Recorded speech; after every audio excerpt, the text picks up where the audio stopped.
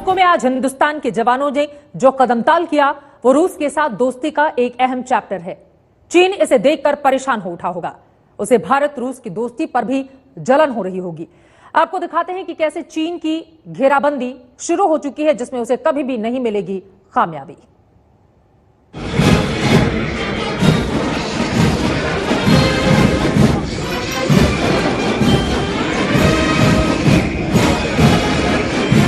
देख ले चीन, हिंदुस्तान का दम। रूस में भारत का स्वागत देख ले। मॉस्को की जमीन पर हिंदुस्तान की शान देख ले। भारतीय सेना की ये धमक देख ले। रूसी फाइटर प्लेन आसमान से सलामी दे रहे थे तो भारतीय जवान भी अपने हौसले का परिचय दे रहे थे।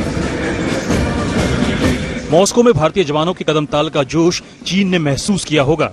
चीन को समझ में आ गया होगा कि उसकी गुस्ताखियों की खबर के बीच भारतीय जवानों का जोश कितना हाई है। मौका था नाजी जर्मनी पर सोवियत संघ की जीत के 75वें विक्ट्री डे परेड का, जहां भारतीय सेना के तीनों अंगों के 75 सदस्यीय दल ने हिस्सा लिया और दुनिया को उस विश्व युद्ध में भारतीय जवानों की शहादत को सलाम किया।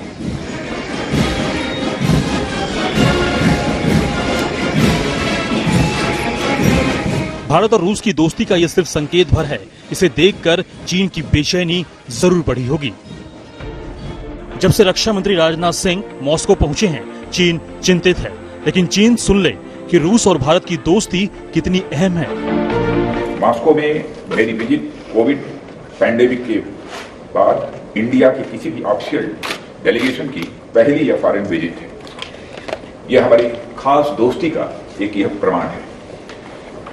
पैंडेमिक की सभी कठिनाइयों के बावजूद हमारे बाइलेटरल रिलेशंस डिफरेंट लेवल पर बने हुए हैं। दोस्ती की अहमियत समझते हुए रूस के डिप्टी पीएम यूरी बोरिसोव खुद होटल पहुंचे और राजनाथ सिंह से मिले। अन्य दूसरे नेताओं से भी मुलाकात हुई, जिसमें रूस ने भारत को S-400 मिसाइल डिफेंस सिस्टम जल्द देने का भरोसा दिया है। दोनों ही देशों के बीच ये $5 बिलियन का सौदा अक्टूबर 2018 में हुआ था। पिछले साल ही भारत 40,000 करोड़ का भुगतान कर चुका है। सौदे के तहत रूस भारत को 5 S-400 मिसाइल डिफेंस सिस्टम देगा। Sukhoi 30 MKI, MiG-29, T-90 tank के पार्ट्स की जल्द सप्लाई पर भी जोर है। हमारी डिस्कशंस काफी पॉजिटिव और प्रोडक्टिव रही है।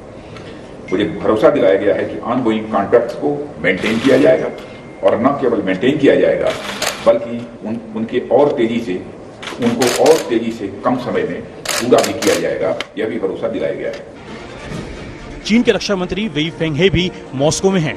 इन सब के बीच चीनी प्रोपेगेंडा को उछालने वाले ग्लोबल टाइम्स ने अफवाह फैला दी कि भारत और चीन के रक्षा मंत्री आपस में मुलाकात करेंगे। लेकिन बिना वक्त गवाए भारत ने उन दावों को खारिज कर दिया। साफ हो गया कि राजनाथ सिंह की चीनी रक्षा मंत्री से फिलहाल कोई मुलाकात नहीं होगी।